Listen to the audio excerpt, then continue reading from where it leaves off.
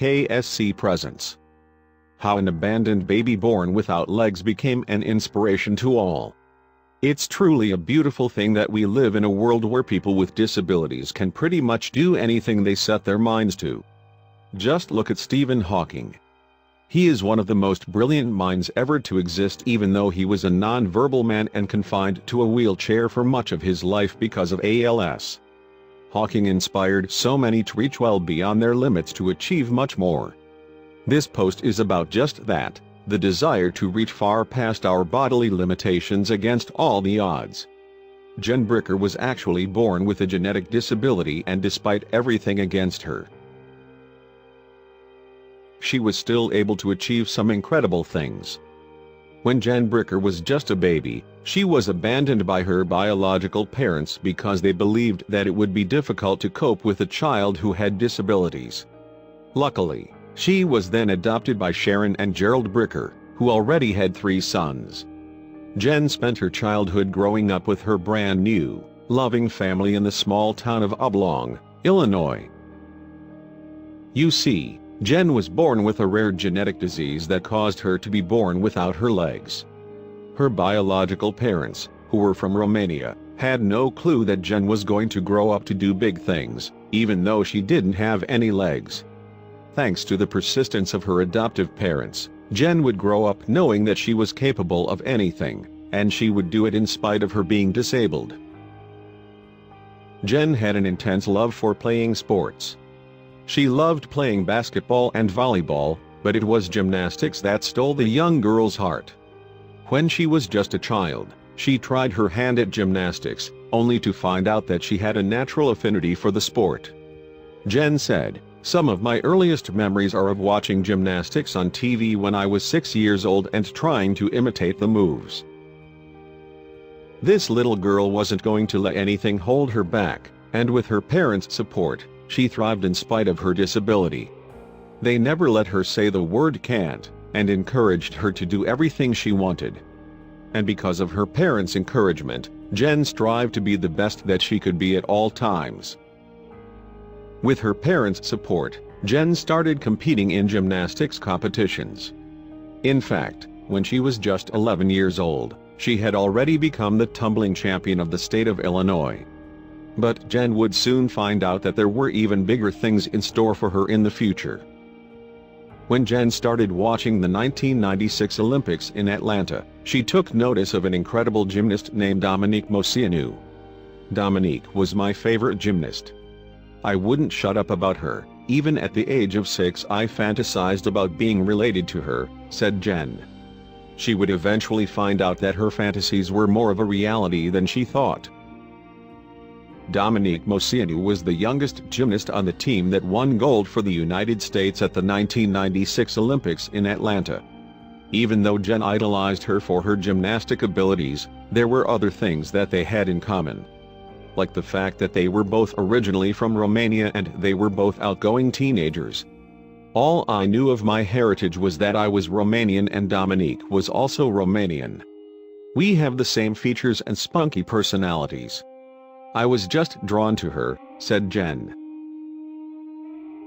Soon after, Jen began to ask her adoptive parents about where she came from originally. "I wasn't expecting her to say yes because we've always been very open in our family, but to my surprise, she pulled out a folder of papers. She handed a document and said, 'You're never going to believe this, but your biological last name is Moceanu,'" explained Jen. That was when Jen started putting together the pieces of her past. As soon as the words left her lips, I knew what it meant. "My childhood idol was my sister," she explained. Could it be true?